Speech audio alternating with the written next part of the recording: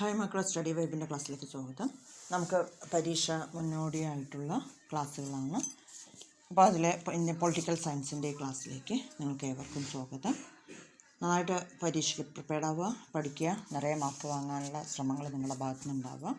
അപ്പോൾ നമുക്ക് എന്താണ് സോവിയറ്റ് സിസ്റ്റം അല്ലെങ്കിൽ സോവിയറ്റ് വ്യവസ്ഥ എന്ന് പറഞ്ഞാൽ എന്താണ് എന്ന് നോക്കാം നമുക്ക്.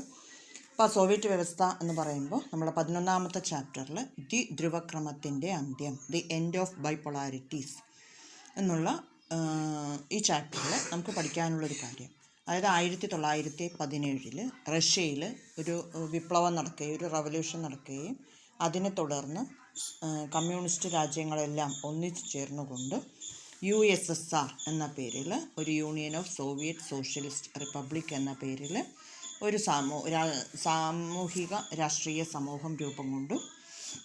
അപ്പോൾ എല്ലാവരും ഓൾ ആർ ഈക്വൽ എന്നുള്ള ഒരവസ്ഥ, സമത്വം ഉദ്ദേശിച്ചുകൊണ്ട് സ്വകാര്യ സ്വത്ത് സമ്പ്രദായം ഇല്ലാതാക്കി, അതായത് ക്യാപിറ്റലിസത്തിനെതിരായിട്ട്, മുതലാളിത്തത്തിനെതിരായിട്ട് ഉയർന്നു വന്നിട്ടുള്ള ഒരു വലിയ വിപ്ലവമാണ് സോവിയറ്റ് സിസ്റ്റം എന്നതുകൊണ്ട് നമ്മൾ ഉദ്ദേശിക്കുന്നത്. അപ്പോൾ ഇതിന് ഒരു 3 പ്രത്യേകതകളുണ്ട്. എന്താണ് സോവിയറ്റ് വ്യവസ്ഥയുടെ പ്രത്യേകതകൾ, characteristics of the Soviet system എന്താണ് എന്ന് ചോദിച്ചു കഴിഞ്ഞാൽ, അതായത് സോവിയറ്റ് സംവിധാനത്തിൻ്റെ സൃഷ്ടാക്കൾ ഭരണകൂടത്തിനും പാർട്ടി സംഘടനയ്ക്കും പ്രാധാന്യം കൊടുത്തു. The state planned and controlled the Soviet economy. All major institutions were owned by the state. People did not have economic freedom.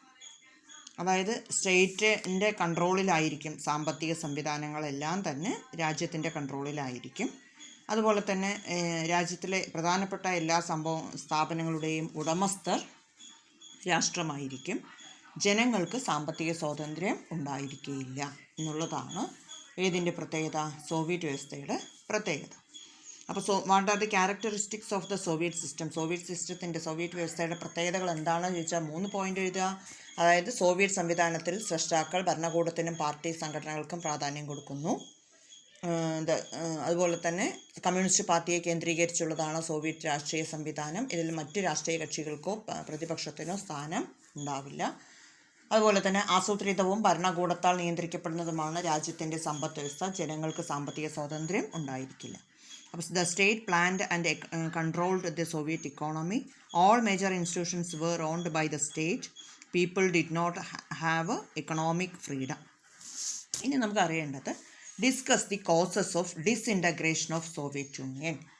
അതായത് നമ്മളുടെ സോവിയറ്റ് യൂണിയൻ്റെ പതനത്തിന്, വിഭജനത്തിന്, വിഘടനത്തിനൊക്കെ കാരണമായ സംഭവങ്ങൾ എന്താണ് എന്നുള്ള ഒരു എസ്സേ ക്വസ്റ്റ്യൻ. ഈ ചാപ്റ്ററിന് ഏറ്റവും കൂടുതൽ ഇമ്പോർട്ടൻ്റായി ചോദിക്കുന്ന ഒരു എസ്സേ ക്വസ്റ്റ്യനാണ് സോവിയറ്റ് യൂണിയൻ്റെ ശിഥിലീകരണത്തിനുള്ള കാരണങ്ങൾ. ചിലപ്പോൾ അത് പതന കാരണങ്ങളെന്ന് ചോദിക്കാം, ഡിക്ലൈൻ കോസസ് എന്ന് ചോദിക്കാം, ഡിസ്ഇൻറ്റഗ്രേറ്റഡ് കോസസ് എന്ന് ചോദിക്കാം. അങ്ങനെ എന്ത് ചോദിച്ചാലും ഇതാണ് ആൻസർ. അതിലെ പ്രധാനപ്പെട്ട പോയിന്റുകൾ നമുക്ക് എന്താണെന്ന് നോക്കാം. First one, internal weakness.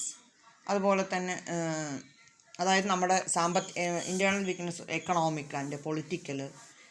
അതുപോലെ തന്നെ നമ്മുടെ രാജ്യത്തിൻ്റെ പതന കാരണങ്ങളിൽ മറ്റൊരു പ്രധാനപ്പെട്ടത് റിഫോംസ്, അതായത് ഗോർബച്ചേവ് എന്ന് പറയുന്ന പ്രസിഡന്റ് ഭരണത്തിൽ അധികാരത്തിൽ വന്നിട്ടുണ്ടായത്. അതുപോലെ തന്നെ നാഷണാലിസം, ദേശീയ ബോധം. അപ്പോൾ ഇതൊക്കെ എങ്ങനെയാണ് രാജ്യത്തിൻ്റെ പതനത്തിലേക്ക് നയിച്ചത് എന്നുള്ളതിൽ ഒരു ഷോർട്ട് എസ്സേ നമുക്ക് പഠിച്ചെടുക്കാം. Internal weakness of the Soviet political institutions. The Soviet Union was dominated by the one-party dictatorship of the Communist Party. There was no democracy there. Freedom of speech was not allowed to the people. അതായത് Soviet രാഷ്ട്രീയ വ്യവസ്ഥകളിൽ ഏറ്റവും പ്രധാനപ്പെട്ട ഒരു സംഭവം എന്ന് പറയുന്നത്, ഈ രാജ്യത്തിൽ പ്രധാനമായും നമ്മൾ കണ്ടുവന്ന ഒരു പ്രധാനപ്പെട്ട കാര്യം, കമ്മ്യൂണിസ്റ്റ് പാർട്ടിക്കാണ് അവിടെ പ്രാധാന്യം കൂടുതലുണ്ടായിരുന്നത്. അതുകൊണ്ട് തന്നെ കമ്മ്യൂണിസ്റ്റ് പാർട്ടിക്ക് മാത്രം ഭരണപരമായും രാഷ്ട്രീയമായും എല്ലാ അർത്ഥത്തിലും സോവിയറ്റ് യൂണിയൻ ഒരു സ്വേച്ഛാധിപത്യം തന്നെയായിരുന്നു. അവിടെ മറ്റ് പാർട്ടികൾക്ക് യാതൊരു സ്വാതന്ത്ര്യം ഉണ്ടായിരുന്നില്ല വളർന്നു വരാൻ. അതുപോലെ തന്നെ ജനങ്ങൾക്ക് അവിടെ പ്രത്യേകിച്ച് അഭിപ്രായ സ്വാതന്ത്ര്യങ്ങളൊന്നും ഉണ്ടായിരുന്നില്ല. അതായത് രാജ്യത്തിനകത്ത് മുഴുവനും സാമ്പത്തികമായ പരാജയം ഉണ്ടായി, അഴിമതികളുണ്ടായി. അഴിമതിയിൽ മുങ്ങിക്കുളിച്ചിരിക്കുമ്പോഴും പാർട്ടിയുടെ സ്വാർത്ഥ താല്പര്യങ്ങൾക്കാണ് പ്രാധാന്യം നൽകിയത്. രണ്ടാമത്തെ പോയിന്റ് നമ്മൾ എടുത്ത് നോക്കിയാൽ internal weakness of Soviet economic institutions, രാജ്യത്തിൻ്റെ സാമ്പത്തികപരമായ കാര്യങ്ങളിൽ. അതായത് രാജ്യം റിപ്പബ്ലിക് ആകുമ്പോൾ 1917 റിപ്പബ്ലിക്കായി ഒരു 15ഓളം രാജ്യങ്ങളെ ചേർത്തുകൊണ്ടൊരു റിപ്പബ്ലിക്കിന് രൂപം നൽകുമ്പോൾ ഉണ്ടായിരുന്ന ലക്ഷ്യങ്ങളും താല്പര്യങ്ങളും പിന്നീട് അങ്ങോട്ടുള്ള കാലയളവിൽ സോവിയറ്റ് യൂണിയനിൽ കാണാൻ കഴിയാതെ വന്നു. സോവിയറ്റ് സമ്പദ് വ്യവസ്ഥ വളരെ ദുർബലമായി പോയി. കാരണം ഒരു മുരടിച്ച രാഷ്ട്രീയ സാമ്പത്തിക സംവിധാനമാണ് അവിടെ ഉണ്ടായിരുന്നത് എന്നുള്ളത് ഏറ്റവും വലിയ കാരണം. ഒരേ പാർട്ടി ദീർഘകാലം ഭരിക്കുന്ന സമയത്ത് സ്വാഭാവികമായി ഉണ്ടാകുന്ന അഴിമതികളും അക്രമങ്ങളും ഒക്കെ കമ്മ്യൂണിസ്റ്റ് പാർട്ടിയിൽ ഉണ്ടായിരുന്നു. അത് സ്വാഭാവികമായും സോവിയറ്റ് യൂണിയൻ്റെ പതനത്തിലേക്ക് കൊണ്ട് എത്തിക്കുകയും ചെയ്തു. ഇനി the growth of nationalism. Soviet was a conglomeration 15 republics. The Union was dominated by Russia. As the feeling of being neglected and oppressed in the other republics became stronger, nationalism in the Baltic republics such as Latvia, Lithuania, Estonia and Georgia, Ukraine led to the split of the Soviet Union and the desire for sovereignty. അതായത് ദേശീയ ബോധത്തിൻ്റെ വളർച്ച. അപ്പോൾ അതിന് മുൻപ് ഞാൻ ആദ്യത്തെ 2 കാര്യങ്ങൾ പറയാം. ഒന്ന് രാഷ്ട്രീയമായിട്ടുള്ള കാരണം, ഒന്ന് സാമ്പത്തികമായിട്ടുള്ള കാര്യം. രാഷ്ട്രീയമായ കാര്യങ്ങൾ എന്ന് പറയുന്ന സമയത്ത് സോവിയറ്റ് യൂണിയൻ 10-70 കൊല്ലമായി ഭരിച്ചുകൊണ്ടിരിക്കുന്നത് കമ്മ്യൂണിസ്റ്റ് പാർട്ടിയാണ്. സ്വാഭാവികമായും കമ്മ്യൂണിസ്റ്റ് പാർട്ടിയുടെ മനസ്സിൽ വേറൊരു പാർട്ടിയും ആ രാജ്യത്തിൽ വളർന്നു വരാത്തിടത്തോളം അവർ കാണിക്കുന്ന എല്ലാ സ്വേച്ഛാധിപത്യവും അക്രമങ്ങളും അനീതികളും അവിടുത്തെ ജനങ്ങൾ അനുഭവിച്ചോളും. ആരും തങ്ങളെ ചോദ്യം ചെയ്യില്ല. അതുകൊണ്ട് തന്നെ ആ രാജ്യത്തിനകത്ത് ഒരുപാട് അക്രമങ്ങളും അനീതികളും ഉണ്ടായത് ജനപ്രീതി കുറയുന്നതിന് കാരണമായി മാറി. രണ്ടാമത്തെ കാര്യം സാമ്പത്തികമായ കാര്യങ്ങൾ. സാമ്പത്തികമായ കാര്യങ്ങളെന്ന് പറഞ്ഞാൽ അധികാരത്തിലേറുമ്പോൾ ഉണ്ടായിരുന്ന സാമ്പത്തിക താല്പര്യങ്ങളൊന്നും തന്നെ ഭരണകർത്താക്കൾക്ക് പിന്നീടുള്ള കാലയളവിൽ ഉണ്ടായില്ല. ഉൽപ്പാദക വസ്തുക്കൾക്ക് വേണ്ടിയിട്ടോ അല്ലെങ്കിൽ നമ്മൾ നിത്യ ആവശ്യങ്ങൾക്ക് വേണ്ടിയിട്ടോ വിദേശ രാജ്യങ്ങളെ ആശ്രയിക്കാതെ സോവിയറ്റ് യൂണിയൻ ഉൽപ്പാദിപ്പിക്കുന്ന പ്രോഡക്റ്റുകൾ മാത്രം ഉണ്ടാക്കി വന്നിരുന്നതും രാജ്യത്തിൻ്റെ കുറേ കാലം കഴിയുമ്പോൾ സാമ്പത്തിക രംഗത്തുണ്ടാകുന്ന തകർച്ച രാജ്യത്തിന് പുരോഗതിക്ക് തടസ്സമായി മാറി. ജനങ്ങളുടെ താല്പര്യങ്ങളെക്കാൾ പാർട്ടിയുടെ താല്പര്യങ്ങൾക്ക് പ്രാധാന്യം കൊടുക്കുകയും ചെയ്തു വന്നതോടുകൂടി സോവിയറ്റ് യൂണിയൻ എന്ന് പറയുന്ന രാജ്യം പതനത്തിലേക്ക് നീങ്ങിക്കൊണ്ടിരുന്നു. ഇനി മൂന്നാമത്തെ പോയിന്റ് എന്ന് പറയുന്നത് ഗോർബച്ചേവും പരിഷ്കാരങ്ങളും എന്നുള്ളതാണ്. ഗോർബച്ചേവിൻ്റെ പരിഷ്കാരം, മിഖായിൽ ഗോർബച്ചേവ് എന്ന് പറയുന്ന ആളിൻ്റെ പരിഷ്കാരങ്ങൾ, അതുപോലെ തന്നെ ഗ്രോത്ത് ഓഫ് നാഷണാലിസം, ദേശീയ ബോധത്തിൻ്റെ വളർച്ച എന്നുള്ളതാണ്.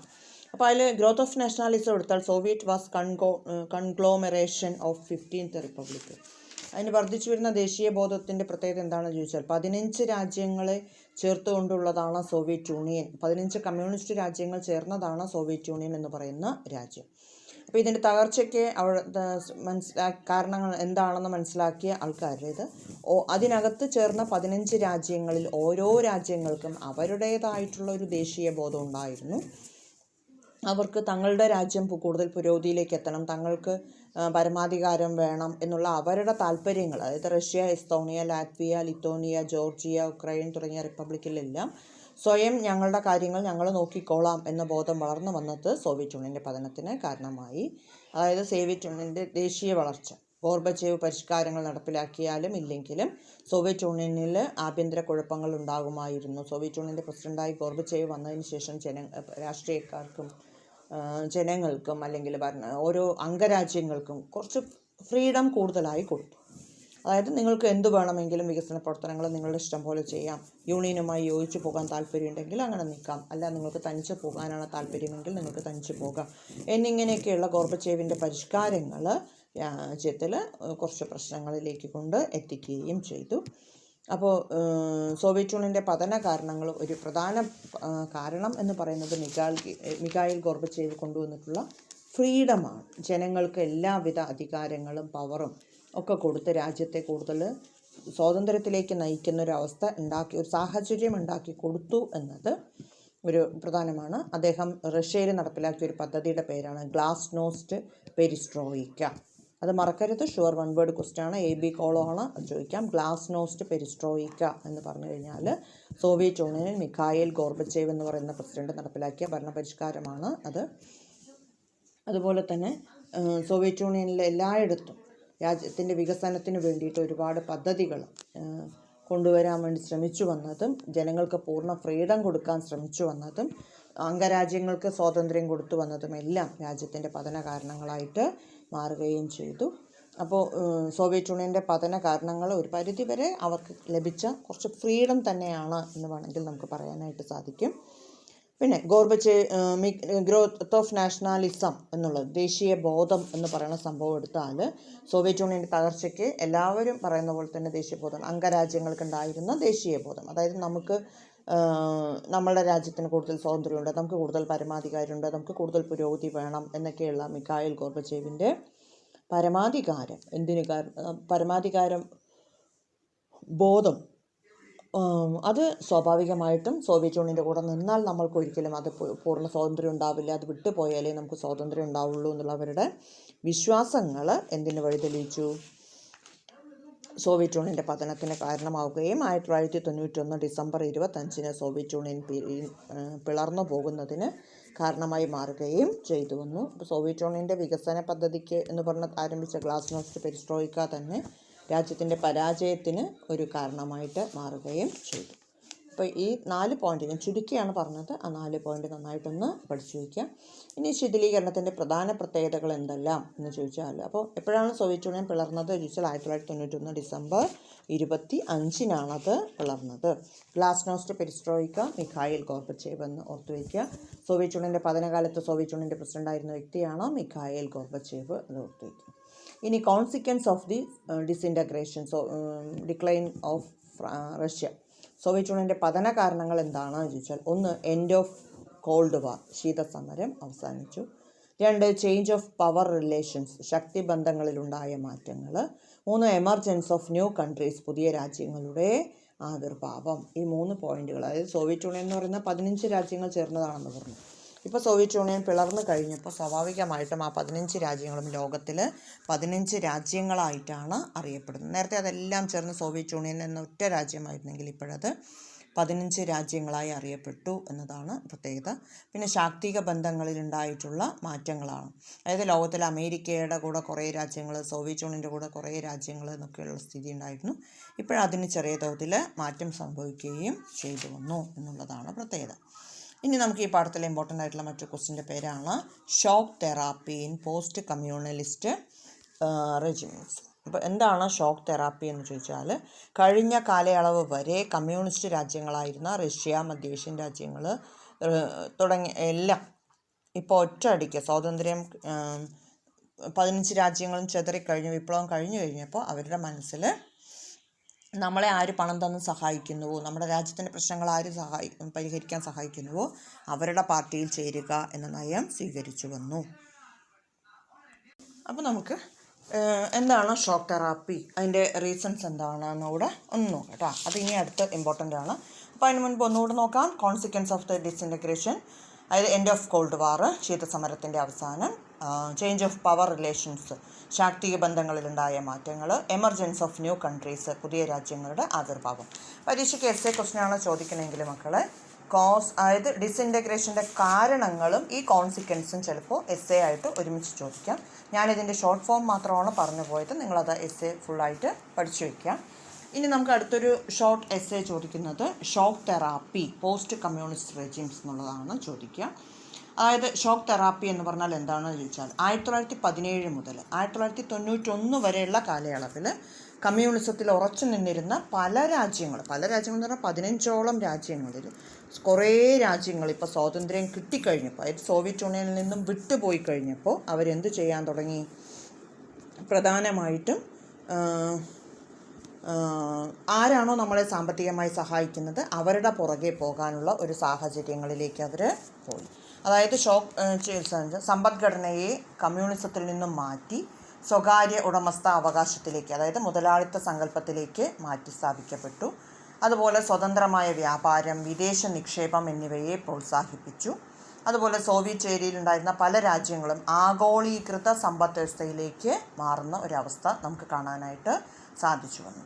അപ്പോൾ അതായത് റഷ്യ, മധ്യേഷ്യൻ രാജ്യങ്ങൾ, പൂർവ്വ യൂറോപ്യൻ രാജ്യങ്ങൾ എന്നീ രാജ്യങ്ങളിൽ ലോക ബാങ്കിൻ്റെയും അന്താരാഷ്ട്ര നാണയ, അതായത് IMF, വേൾഡ് ബാങ്ക് ഇവരുടെയൊക്കെ താല്പര്യങ്ങൾക്കനുസരിച്ചായ ഒരു പുതിയ മാറ്റം അവർ സ്വീകരിച്ചു. അതിനെയാണ് നമ്മൾ ഷോക്ക് തെറാപ്പി എന്ന് പറയുക.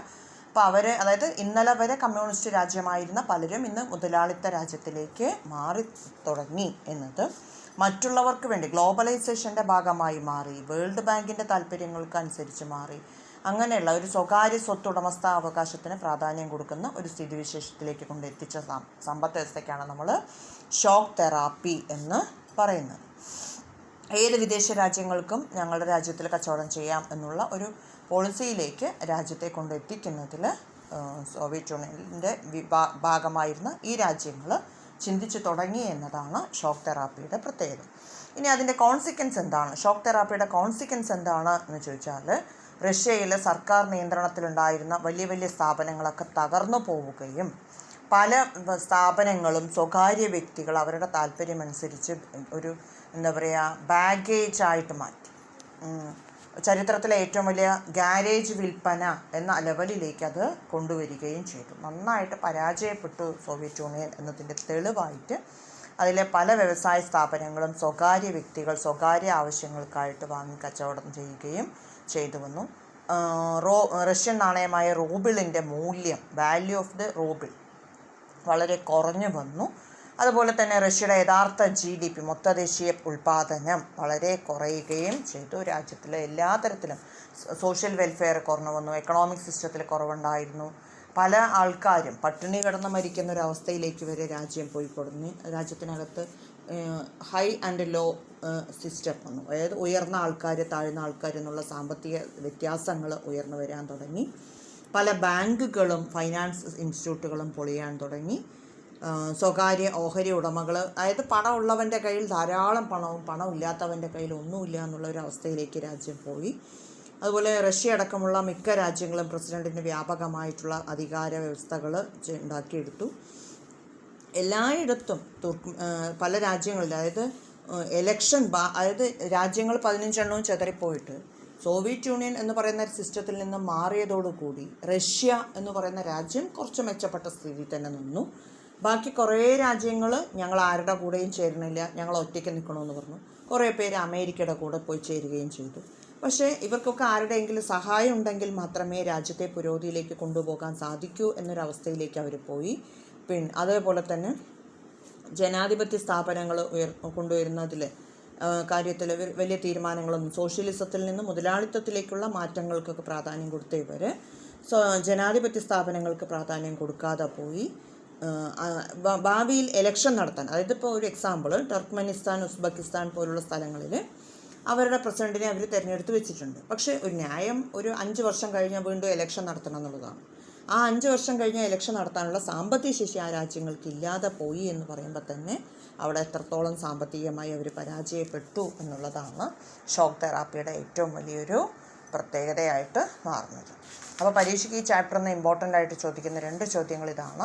ഇനി ഈ ചാപ്റ്ററിൽ നിന്ന് ചോദിക്കുന്ന ഒരു ഇമ്പോർട്ടൻ്റ് ക്വസ്റ്റ്യൻ എന്ന് പറയുന്നത്, നമുക്ക് ബോക്സിനകത്ത് അത് കൊടുത്തിട്ടുണ്ട്, ഇന്ത്യയും സോവിയറ്റ് യൂണിയനും തമ്മിലുള്ള റിലേഷൻഷിപ്പ്, ഇന്ത്യയും റഷ്യയും തമ്മിലുള്ള റിലേഷൻഷിപ്പ് എന്തായിരുന്നു എന്ന് ചോദിക്കും.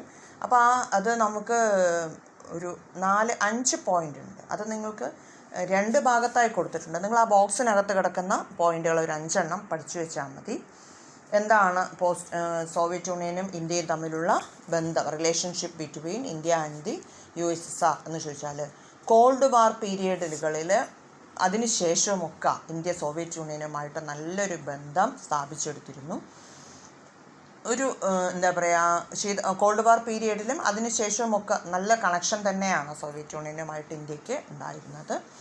അതുപോലെ തന്നെ എക്കണോമിക് സെക്ടർ എടുത്തു കഴിഞ്ഞാൽ നമ്മുടെ രാജ്യത്തിൽ സെക്കൻഡ് 5 ഇയർ പ്ലാൻ വരുമ്പോൾ, 2ാം പഞ്ചവത്സര പദ്ധതി കാലത്ത് നമ്മുടെ ഇന്ത്യയിൽ ആരംഭിച്ച ബീലായ്, ബൊക്കാറോ, വിശാഖപട്ടണം, ബെൽ എന്നിങ്ങനെയുള്ള കമ്പനികൾ തുടങ്ങുന്നതിന് ഇന്ത്യക്ക് ആവശ്യമായ സാമ്പത്തിക സഹായങ്ങൾ നൽകിയതെല്ലാം സോവിയറ്റ് യൂണിയനാണ്. അതുപോലെ നമ്മളുടെ സാമ്പത്തിക പരാധീന കാലത്ത് വിദേശ നാണയം, ഇപ്പോൾ അമേരിക്കയൊക്കെ നമ്മളോട് പറഞ്ഞത് അമേരിക്കൻ ഡോളർ നമ്മൾ കൊടുക്കുകയാണെങ്കിൽ അവരുടെ പ്രോഡക്റ്റ് അവർ നമുക്ക് തരുള്ളൂ എന്നാണ്. പക്ഷേ സോവിയറ്റ് യൂണിയൻ ഇന്ത്യൻ കറൻസി വാങ്ങിക്കൊണ്ട് തന്നെ സോവിയറ്റ് യൂണിയൻ നമ്മളെ സാമ്പത്തികമായിട്ടും അല്ലാതെയും സഹായിച്ചു. രാഷ്ട്രീയമായിട്ട് നമ്മൾ എടുക്കുകയാണെങ്കിൽ കാശ്മീർ പ്രശ്നത്തിൽ സോവിയറ്റ് യൂണിയൻ പൂർണ്ണമായും ഇന്ത്യയുടെ പക്ഷത്ത് നിന്നു. 1971 ഇന്ത്യ പാക് യുദ്ധത്തിൽ റഷ്യ സ്വാഭാവികമായും സഹായിച്ചത് ഇന്ത്യയെ തന്നെയാണ്. അതുപോലെ മിലിറ്ററി റിലേഷൻഷിപ്പ് എടുത്തു കഴിഞ്ഞാൽ ഇന്ത്യയിൽ നിർമ്മിച്ച ആയുധങ്ങൾക്ക് വേണ്ടി വന്ന ലോഹക്കൂട്ടുകൾ പ്രധാനമായും റഷ്യയിൽ നിന്നാണ് അവർ ഇറക്കുമതി ചെയ്തത്.